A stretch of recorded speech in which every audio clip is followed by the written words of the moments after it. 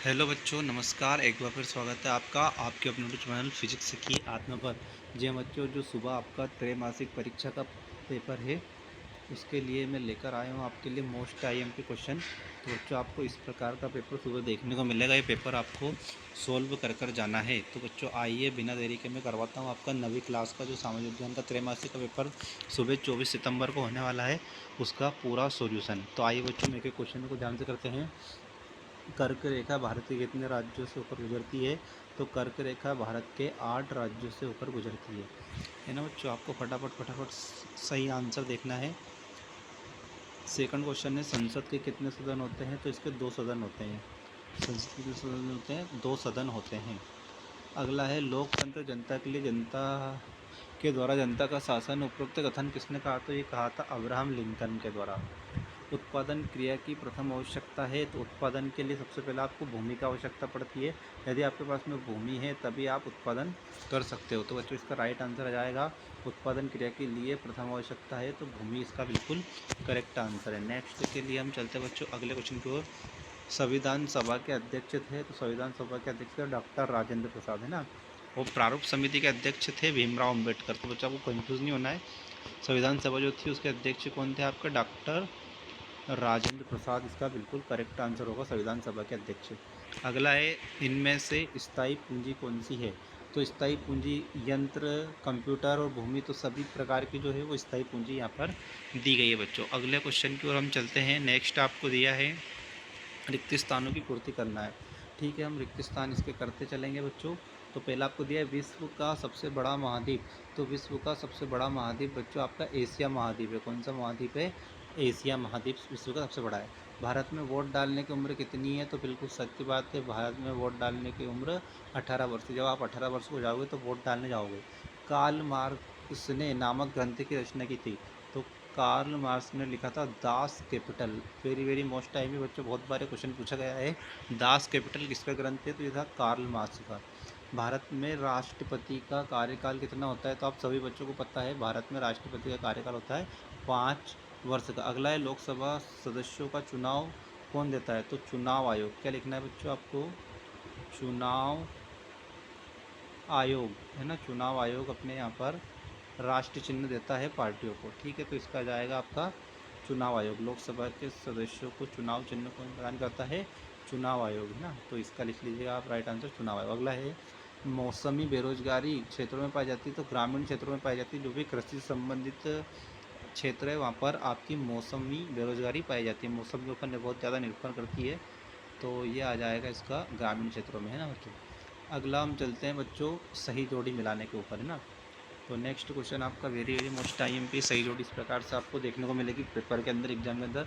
Doctor national Mandela कहाँ के थे? डॉक्टर नेशनल मंडेला ये थे बच्चों दक्षिण अफ्रीका के। कहाँ के थे ये? दक्षिण अफ्रीका के। अगला क्वेश्चन है, महात्मा गांधी। तो महात्मा गांधी किस देश के थे? तो महात्मा गांधी भारत देश के थे। आंग सान सू की ये म्यांमार के हैं, आंग सान सू की। अब्राहम लिंकन, तो अब्राहम लिंकन अमेरिका के राष्ट्रपति थे ये। सुकरात, तो सुकरात एथेंस के थे, ये बहुत प्रसिद्ध व्यक्ति थे। और धारा जो है किसी दस्तावेज का खास हिस्सा होता है, किसी दस्तावेज का भाग, जिससे धारा आपके अपने संविधान में चलती है। कौन सी धारा लगती है? जैसे 370 का आपने नाम सुना होगा, है ना। जैसे बहुत सारी धाराएँ चलती है। अगला हम चलते हैं, एक शब्द में आपको उत्तर देना है बच्चों, है ना, एक शब्द में। तो चलते हम फटाफट बिना देरी के करते हैं। भारत के केंद्र शासित प्रदेशों की संख्या कितनी है? तो भारत में आप सभी को पता है कुल 8 केंद्र शासित प्रदेश है। कितने बच्चों? 8। अगला है, गोंडवाना भूखंड कहाँ है? तो गोंडवाना भूखंड आपका साउथ अमेरिका, है ना। कहाँ पर है बच्चों? साउथ अमेरिका, अपन बोलते हैं दक्षिण अमेरिका का इसका बिल्कुल करेक्ट आंसर। अगला है, सामूहिक खेतों को किस नाम से जाना जाता है? जो सामूहिक खेत रहते हैं एक साथ, उनको किस नाम से जाना जाता है? तो इनको नाम से जाना जाता है कोल खोज। क्या नाम जाना जाता है बच्चों? ये लिखा रहा है यहाँ पर, आपको ध्यान से देखना है, कोल खोज। कोल खोज इसका करेक्ट आंसर है। भारत की सबसे लंबी तट रेखा गुजरात कौन सी है आपकी? भारत की सबसे लंबी तट रेखा कौन सी है बच्चों? गुजरात। यहाँ पर लिख देना आप, गुजरात सबसे लंबी तट रेखा वाला राज्य है भारत में। अगला बच्चों हम चलते हैं नेक्स्ट क्वेश्चन की ओर। तो ध्यान से देखिए, अगला आपको दिया है, भारत पृथ्वी के मध्य 0 डिग्री अक्षांश रेखा को किस नाम से जाना है? तो भूमध्य रेखा। क्या बोलते हैं इसको? भूमध्य रेखा, है ना बच्चों, भूमध्य रेखा इसको बोला जाता है ना। चलते हैं हम बच्चों अगले क्वेश्चन की ओर। नेक्स्ट आपको दिया है सत्य असत्य, आपको बताना है यहाँ पर बच्चों। जितने भी सत्य असत्य है आपको सही उत्तर चुनकर इसमें बताना है। तो हम एक एक सत्य असत्य को जान लेते हैं बच्चों, ध्यान से देखिए। भारत के दक्षिण में हिंद महासागर स्थित है, तो भारत के दक्षिण में हिंद महासागर है, बिल्कुल सत्य बात है। तो ये हो जाएगा पहला सत्य। दूसरा, ब्रह्मपुत्र नदी को बांग्लादेश में जमुना के नाम से जाना जाता है, तो ये भी बिल्कुल सत्य है। तीसरा, लोकतंत्र में शासकों का चुनाव जनता करती है, तो बिल्कुल सत्य बात है। यहाँ पर चुनाव होता है, फिर हमने जो भी बनते हैं, जैसे प्रधानमंत्री बनता है, उसके बाद में आपका मुख्यमंत्री बनते हैं, तो सब चुनाव के द्वारा बनते हैं। तो लोकतंत्र में शासकों का चुनाव जनता के द्वारा होता है। भारत एक धर्मनिरपेक्ष राज्य है, तो बिल्कुल सत्य बात है, भारत एक धर्मनिरपेक्ष राज्य है। भारत का संविधान 15 अगस्त 1947 को लागू हुआ था, तो ये असत्य है, इस दिन हमारा देश आज़ाद हुआ था। भारत का संविधान जो लागू हुआ था वो 26 जनवरी को हुआ था, है ना, 26 जनवरी सन 1949। पार्ट पॉलिटिक्स के रचयिता कार्ल मार्क्स है, तो ये भी असत्य है, कार्ल मार्क्स का ग्रंथ अभी अपन ने देख लिया है, तो ये असत्य है। अगला क्वेश्चन है, भारत के केंद्र शासित प्रदेशों के नाम लिखिए, तो 8 के नाम आपको लिखना है। भारत के पड़ोसी देशों के नाम तो आप लिखना, भारत, पाकिस्तान, श्रीलंका, है ना। इस तरह से आप भारत के पड़ोसी देशों के नाम लिख सकते हो। नेक्स्ट है, भारत के केंद्र शासित प्रदेशों के नाम लिखिए, तो आपको ये अभी बताया था मैंने, मानक या अमृतसर से आज से आपको पढ़ के जाना है। इन सभी के नोट्स आपके पास में होंगे बच्चों, या सभी आपके पास में जो फेयर कॉपी आपने बनी होगी उसमें लिखे होंगे। तो मैं सिर्फ आपको क्वेश्चन करवाऊँगा, ये क्वेश्चन आपको सोल्व कर कर जाना है। अगला बच्चों आपको दिया, 18वीं सदी में फ्रांसीसी समाज कितने वर्गों में बटा था, है ना। नेक्स्ट है, फ्रांस की क्रांति ने विश्व में कौन से 3 सिद्धांत दिए। खूनी रविवार की घटना क्या थी, ये अगला IMP क्वेश्चन है बच्चों। तो इस प्रकार से आपको ये सारे क्वेश्चन लिख के जाना है। अगला क्वेश्चन है बच्चों, शिक्षित बेरोजगारी से आप क्या समझते हो। नेक्स्ट है, बेरोजगारी से क्या आशय है, जन्म दर से क्या आशय है। अगला 14वां है, मृत्यु दर से आप क्या समझते हो।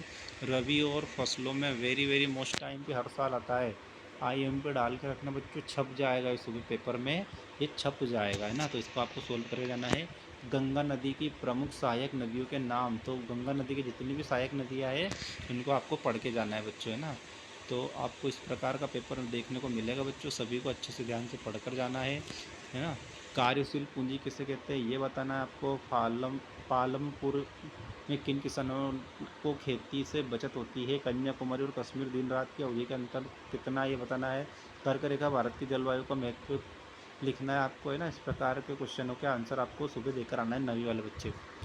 फ्रांस समाज के किन तबकों को क्रांति के कारण सत्ता छोड़ने को मजबूर होना पड़ा। 19वीं और 20वीं शताब्दी में दुनिया में फ्रांसीसी क्रांति कौन सी विरासत छोड़ी गई। उदारीकरण पर टिप्पणी लिखना है बच्चों आपको। बेरोजगारी के दुष्परिणाम लिखना है बच्चों, है ना। तो इस प्रकार से बच्चों ये हुआ आपका पूरा पेपर सोल्व। उम्मीद करता हूँ आपके सभी पेपर बहुत अच्छे गए होंगे। ओके बच्चों, जय हिंद जय भारत, मिलते हैं हम अगले पेपर।